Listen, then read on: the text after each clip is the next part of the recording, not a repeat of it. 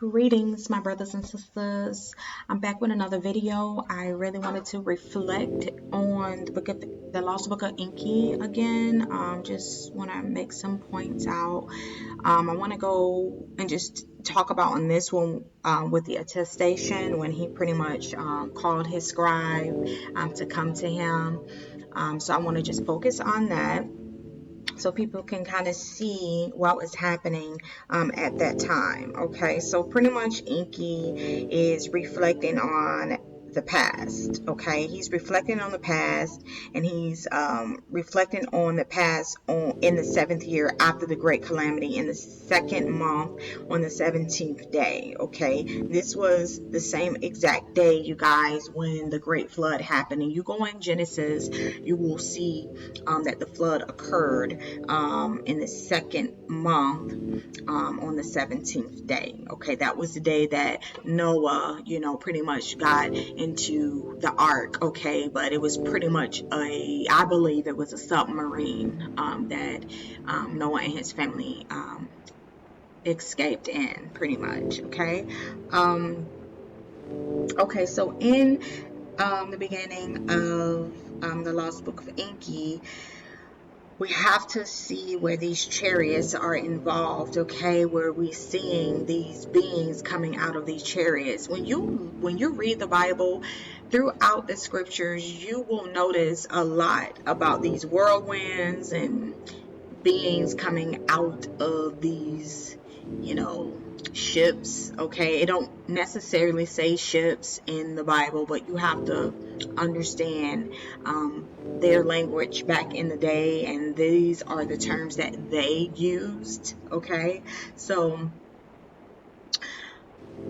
there was a chariot in the sky, and this scribe, who was pretty much summoned by Enki, he saw this vision. Okay, when you look in the Bible, you will see a whole lot of stuff and saying, "Oh, I had a vision," or this and this. Some of them were actually seeing this like like in real life. This wasn't like a dream. This was something that they actually saw, like face to face. Okay, when you look in the Bible, it's kind of confusing. People thinking like, "Oh, some of this stuff was like in dreams or whatever." No, some of these people were actually carried up in chariots, you guys, in ships, and they were seeing all of this stuff with their 2 eyes. Okay, and this is what they were describing as their divine visions and things like that. Okay, so anyway, so the ship pretty much was in the sky, which is a whirlwind. Okay, so he looked up and he saw this chariot come out of the south. There was a reddish brilliance about it, and it made no sound, and it reached the ground 4 straight feet spread out from his belly, and the brilliance disappeared.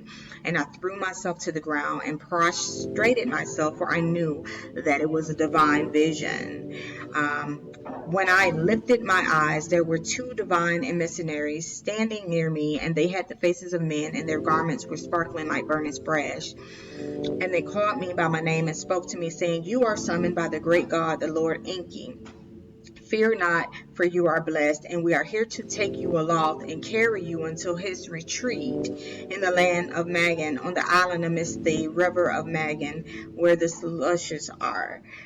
And as they spoke, the whirlwind lifted itself as a fury chariot and was gone. And they took me by my hands, each one grasping me by one hand, and they lifted me and carried me swiftly between the earth and the heavens. So when you look at this, you already know he was caught up in the chariot. Okay, physically. Okay, he was caught up in the chariot. He was going over the land and the waters. This is what he was seeing as he was looking out of the windows of the chariot, so he could see the plains and the mountains and everything. And then the chariot pretty much landed on the island where Enki was pretty much staying at. And so pretty much what's happening is then he goes inside of this enclosure where there was a aura. Okay, it was dark in there, but there was some type of light in there.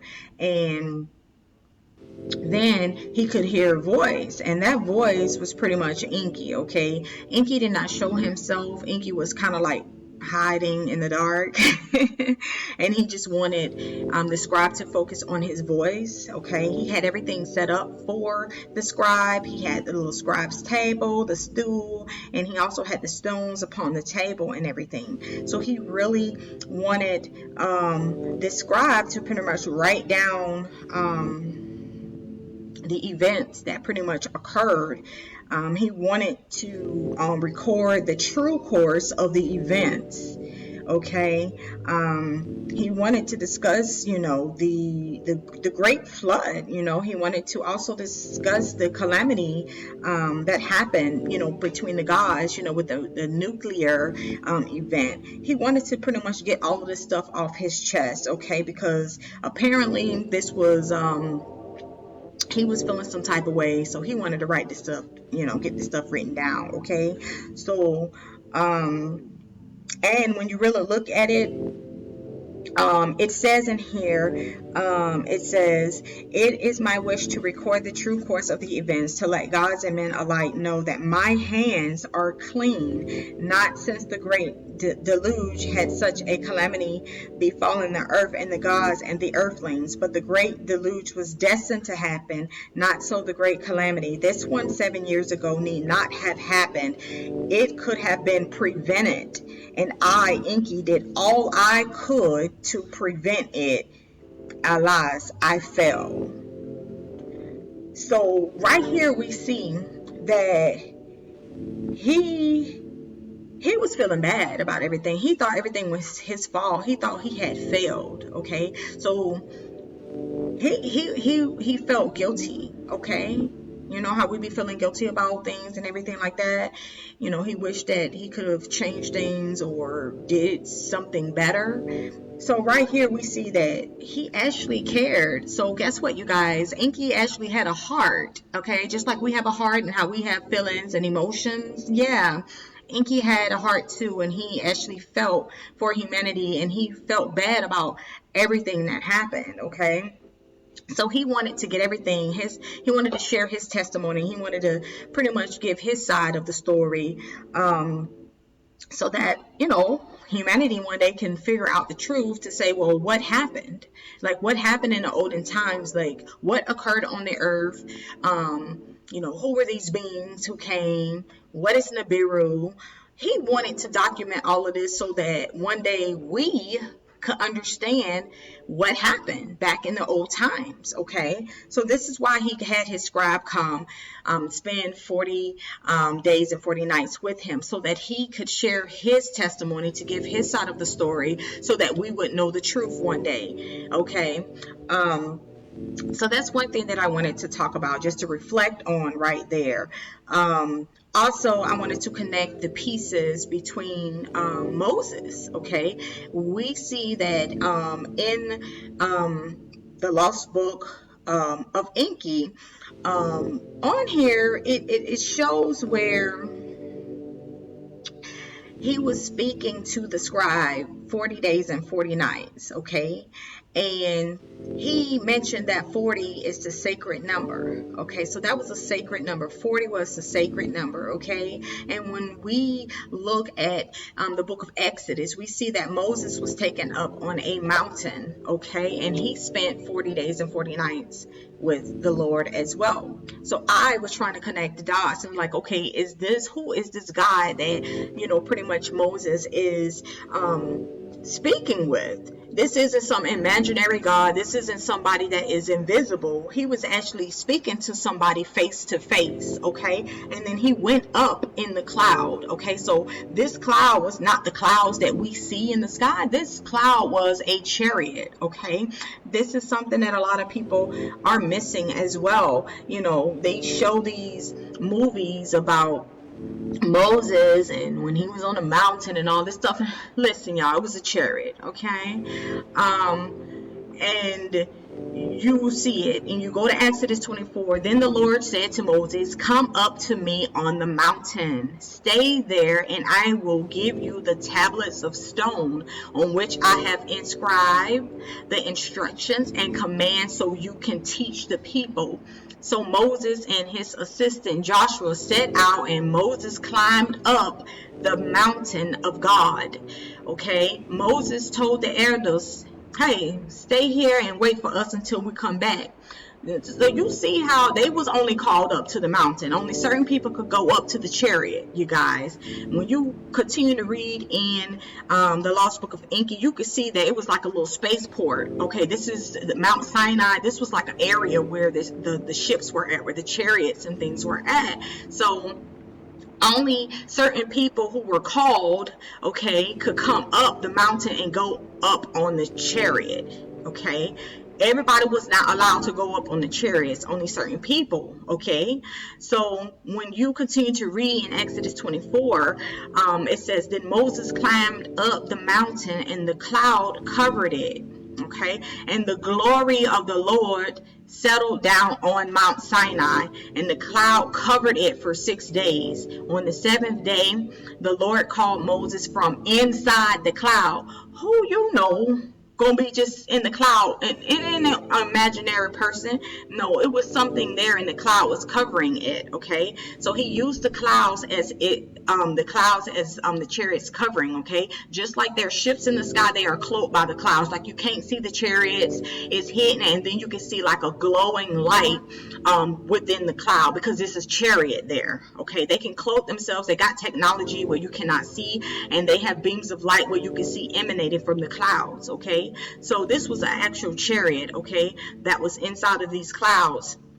And as you continue to read on Exodus 24, the Israelites were pretty much at the foot of the mountain. So all the other people, all the other people in the community was pretty much down the mountain. Okay, and if you're down the mountain and you look at this mountain and you see this big old UFO, this craft, okay, that's on this mountain. Okay, so this is what they were seeing. They were seeing this literally, you guys, with their own two eyes. This wasn't something imaginary. This was something that they was actually experiencing. Okay, and Moses basically disappeared into the cloud as he climbed higher up the mountain. No, he went into the chariot. Okay, so, and he remained on the mountain 40 days and 40 nights. So he was inside this chariot talking with Enki. I think he was talking to Enki. Okay, this is my perspective. This is how I'm seeing it. I'm not seeing this as an imaginary person. I'm seeing this as an actual person that he was talking to face, just like we see Enki. He was hiding, okay, but his voice was only being heard. Okay, I'm really thinking, I'm connecting the dots, because I think the reason why this was written the way it was written is kind of like, find me, try to figure out who I am. Okay, find out who your God is, per se. You know what I'm saying? I know it seemed kind of crazy, but it's like, find me. Okay, try to figure out who I am. Okay, if you're really interested, find me. Okay, follow the clues. It's like a game. You know what I'm saying? That's what I'm doing. I'm following all the clues, and I'm trying to figure out who these beings are. Most people are not very interested. Most people don't have a mind of their own to think for themselves. So I'm not just going to listen to what somebody tell me. I'm going to do the research by myself, and I'm going to say, this don't make sense. So let me figure out to see who this is, because I know this ain't no imaginary person. I know this ain't just, all the stuff that they've been showing us on TV. It is more to it. Okay, so that's what I wanted to really talk about on this part, where you guys use your mind and see. We're trying to figure out, we're trying to get all the pieces of the puzzle, and we're trying to put everything together so that we can see the truth. Okay, because I think a lot of people need to know who these beings were. Okay, a lot of people, worship, these gods, but you need to know who you're worshiping, who you're dealing with. There are benevolent beings and there are malevolent beings, okay? So you kind of have to understand what forces you're dealing with, what type of people you're dealing with, and things like that. So we see here Enki, basically, he does have a heart, okay? So this is benevolent, you guys. This is like a good extraterrestrial being, okay? Even though he's not perfect, he doesn't do everything correct, but we don't either. But okay, you can see the benevolent part of him, the benevolent aspect of this being. Okay, he wanted to give the truth, he wanted to speak his truth, okay, and he wanted us to know the truth, which is why these tablets were written. And then we also see where he wanted to teach the people with Moses. He had Moses pretty much, do all the speaking to the people. And he wanted to really see if people would really follow instructions and do what he say do. But as we can see, humans have a hard time following instructions, and I can see that for myself. You can give somebody basic instructions and then they will do whatever they want to do, or you give them instructions and then they don't really understand what you're saying. So you have to really think about humanity in the very beginning, how our consciousness was. People were not able to understand certain things, okay? So it's like you, like a little baby, you know what I'm saying? You got to like teach them how to do stuff, and then they keep messing up, and then you just have to keep trying to, discipline them. That's the whole purpose of this, was discipline, trying to teach somebody how to do something, okay? Because they didn't know, okay? So anyway, that's what I wanted to talk about right now. I'm sure I'm going to get into some other stuff. And another thing that I wanted to point out in the beginning of this, where you see where the tablets were cut out of lapis lazuli, okay? Lapis lazuli, that is very interesting, because you see that also in the book of Exodus. You see the same stones that was lapis lazuli, okay? And then you also see where even the Lord, or the God of Israel, when they went up the mountain, there they saw the God of Israel. Under his feet there seemed to be a surface of brilliant blue lapis lazuli, as clear as the sky itself. Okay, so once again, you got the God of Israel associating with this lapis lazuli, okay? So this is interesting, y'all. And then we could see with the Ark of the Covenant and, what the chest was made out of. You can also see the same thing in the book of Enki, where these tablets that the scribe written, he put them in the chest, okay? And when you look at it, the chest was made of a acacia wood, and it was inlaid with gold on the outside. So he put this stuff in this chest, and you think about think about what was put with the Ark of the Covenant, like everything that was placed in the Ark of the Covenant. It's like, y'all, can we not see the same thing that's going on? Okay, so anyway, also in the beginning of it,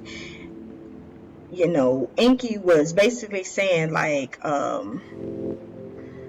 the tablets basically would be a book of witnessing of the past, and a book of foretelling the future. For the future in the past lies, and the first things shall also be the last things. Y'all, this sounds like the God of the Bible. It sounds like the same stuff. The same words are being said. And we have to see the connection between all of it, okay? And also the voice of the Lord, Enki said, the signs will be in the heavens, okay?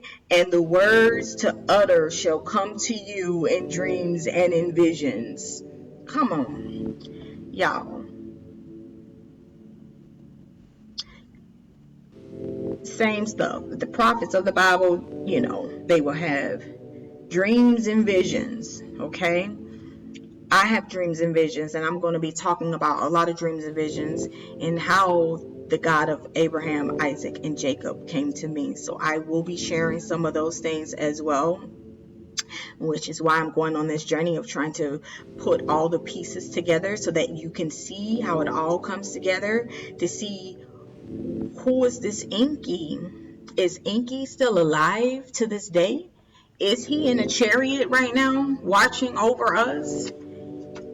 Is Enki returning to the earth?